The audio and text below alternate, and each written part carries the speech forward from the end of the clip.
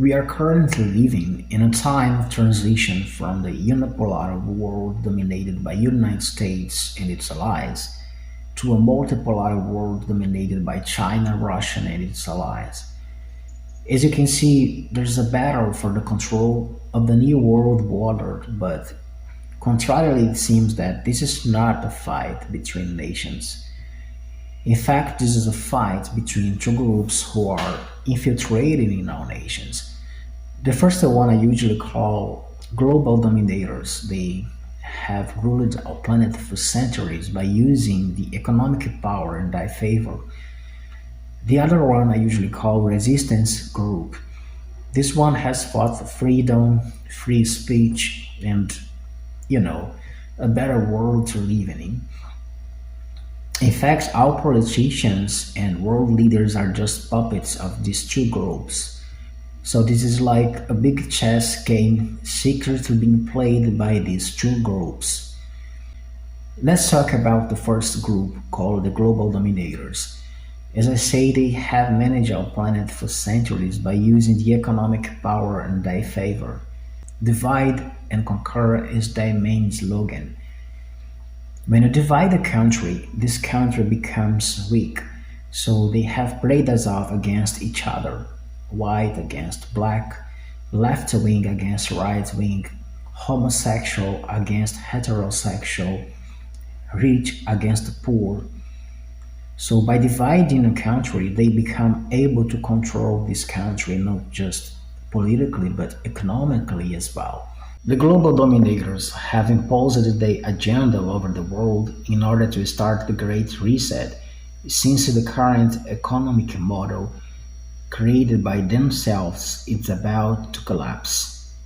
They are also responsible for the creation of many events like wars and pandemics on our planet.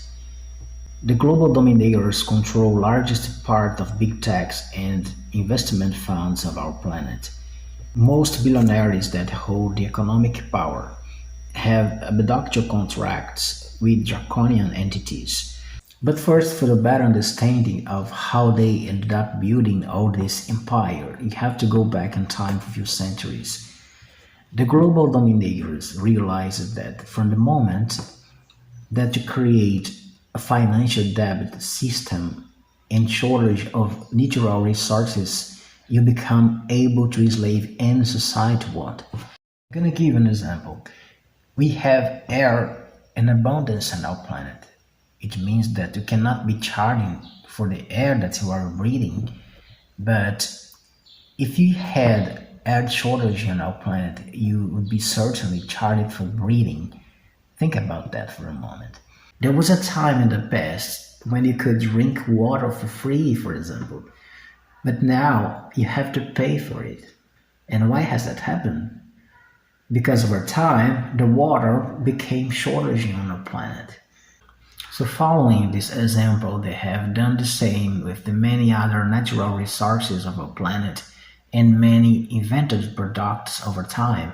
They have built an enslaved society model by pushing people into debt for buying products that theoretically you should have right to enjoy for free. This slave system created long time ago. It's about to collapse due to the grave debt situation of many countries.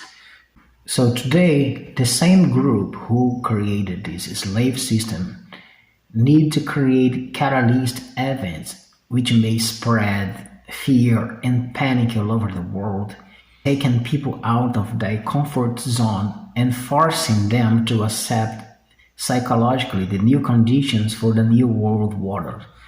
So these catalyst events may be associated with wars, pandemics, cyber pandemics, terrorist attacks, food shortage, anything which may spread fear and panic all over the world, taking people out of their comfort zone and make them accept and impose the conditions for a new world order in which all countries will have their financial debts forgiven under control of a dictatorial global government.